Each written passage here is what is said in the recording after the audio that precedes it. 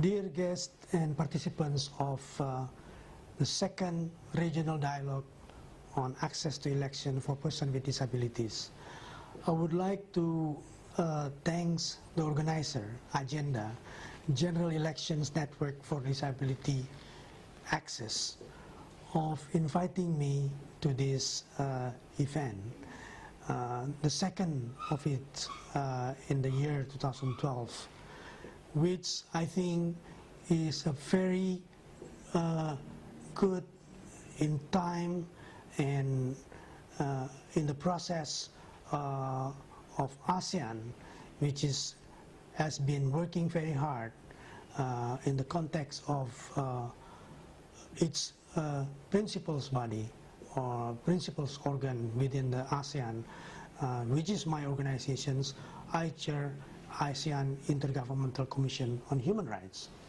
which has finalized the drafting process through a very difficult process of negotiation, discussion on various important concepts of fundamental freedoms and other human rights in the last 7 or 8 months. ICHR has conducted about 10 meetings in the last 8 months to finalize the first draft.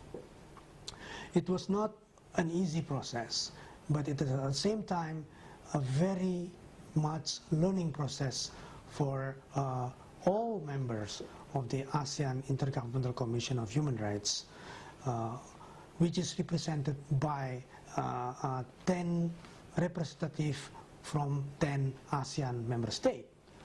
This is really a process which is part of the political cooperation of ASEAN. A political cooperation of ASEAN in terms of sharing the norms on democracy and respect for human rights and fundamental freedoms. ICHR had submitted already the second draft of the declarations to the AMM after ICHR has finalized its 10th meeting on the 21st and the 22nd September on the declaration. We have submitted that to the AMM to be discussed by them at the informal ASEAN ministerial meeting held in New York at the end of September this year. So basically, at that time, as far as the draft concerned, has already been part of the work of the AMM. ICHR has already done its part.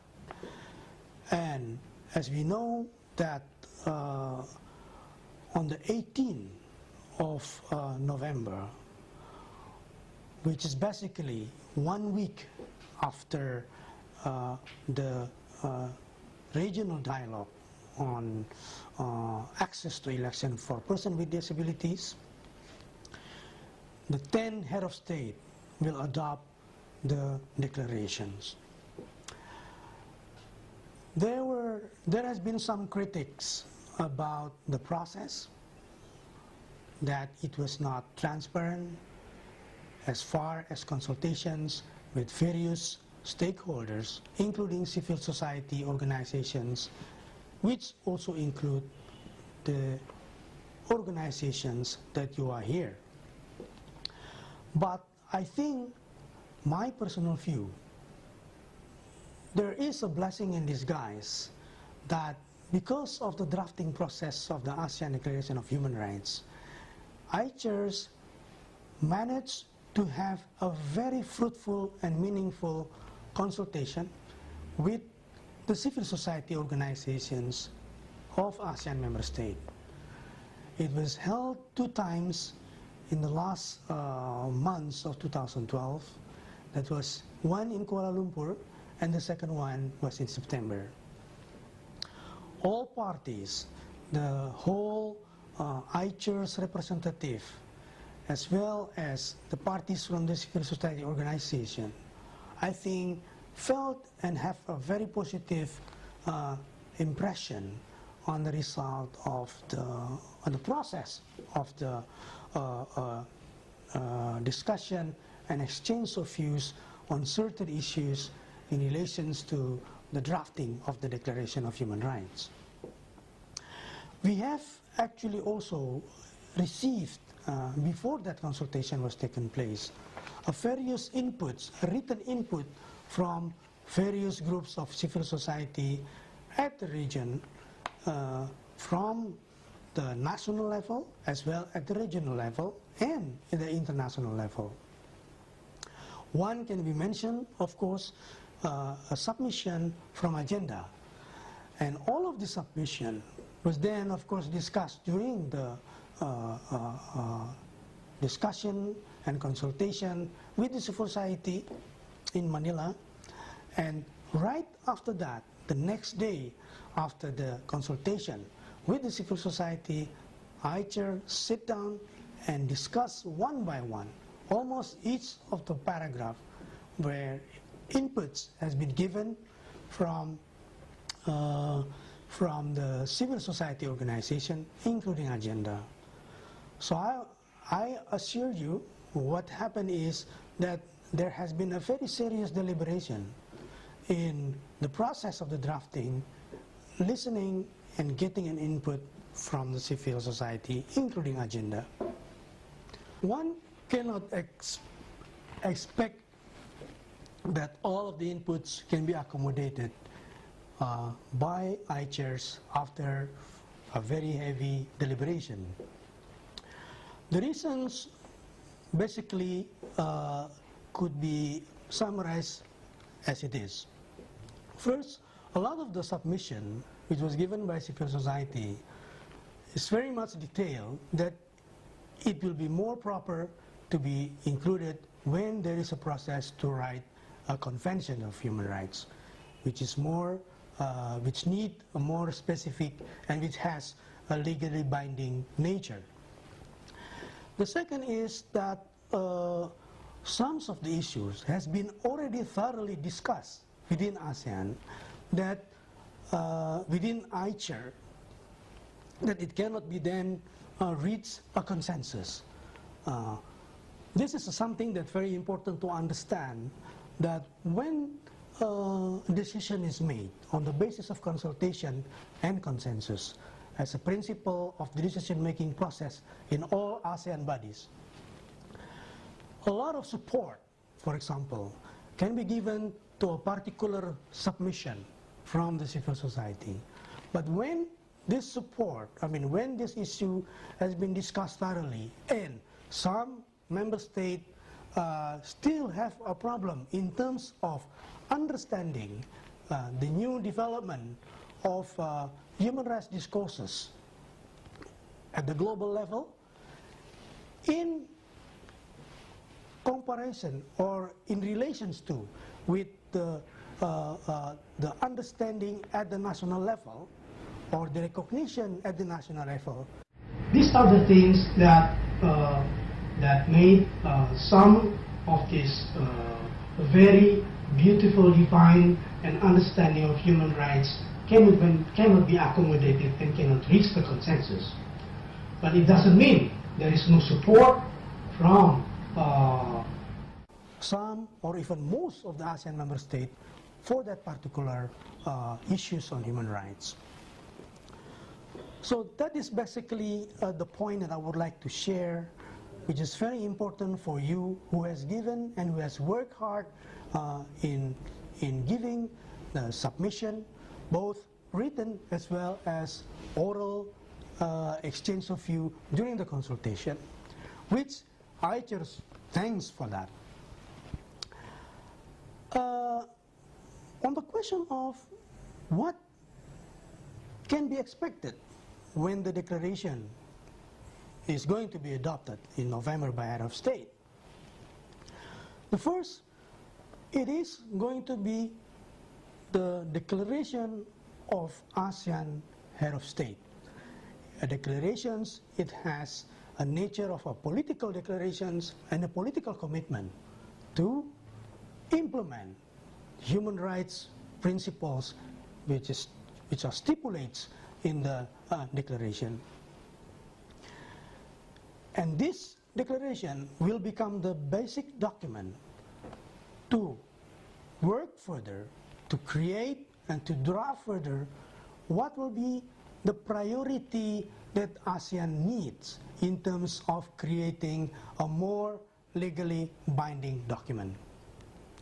All of us know a Declaration of Human Rights is a document which is political, inspirational, and it is not legally binding, but it has a very powerful authoritative nature in terms of how ASEAN will develop in the future on the standard setting process of human rights in ASEAN. The Convention of People with Disability, for example, which was already adopted at the global level, then it will have to be looked into at the process, at the context of the ASEAN, and whether then there is a strong argument and the need to have a particular conventions of ASEAN conventions on people with disabilities. That is one of the options on the process after the declaration. There will be a national as well as a regional discussion to map out and to identify what will be the priority of the drafting of a standard setting process on ASEAN Human Rights Convention. And on the question of where rights of the people with disabilities will be then part of the ASEAN Human Rights Declaration. On the general principle, I think there is a very specific formulation that every person is entitled to the rights and freedom set forth herein, without distinction of any kind. So, that kind of formulation, every person, without distinction of any kind, that will be the basis that the people with disabilities will be then included as part of the ASEAN Human Rights Declaration. Another article, for example, specify what are the specific groups in the context of ASEAN that should gain a priority in terms of providing them with the promotion, with the protection of human rights. The rights of women, children, elderly person with disabilities, and so forth, is already part of the declaration itself. So, these are the very fundamental things to understand, that people with disabilities is part of the ASEAN Human Rights Declaration. ASEAN Head of State took also a lot of attention into the protection of specific group, including the people with disabilities in ASEAN, which is reflected in its political and declaratory commitment in the context of ASEAN Human Rights Declaration. And now when we go to the next question, what can be done to engage positively with the work of ICHR? How people with disability can do more constructive engagement with ICHR to promote and protect the rights of persons with disabilities? This question basically will already reflected, or is already reflected, in what has been done in the last few months, when agenda started already to be active as part of the civil society groups in the ASEAN context.